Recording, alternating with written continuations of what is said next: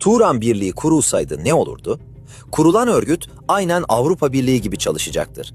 Ortak para politikası, ülkeler arası ticaret, gümrük vergisinin kaldırılması, her devletin vatandaşlarının bir yandan da Turan vatandaşı olması, vatandaşların ülkeler arası vizesiz gidip çalışmasına, hatta yaşamasına izin verecek bir kanun hazırlanırdı. Ortak para Turan lirası olurdu. Ülkeler arası ticaret ve ham madde alışverişiyle birlikte ülkeler hızlıca gelişir, dünyada sözü geçen büyük devletler olma yolunda ilerlerdi. Siyasi arenalarda da bu ülkeler güçlenir, yeraltı zenginliklerinden dolayı da hem batıya hem doğuya karşı önemli kozlar elde ederdi.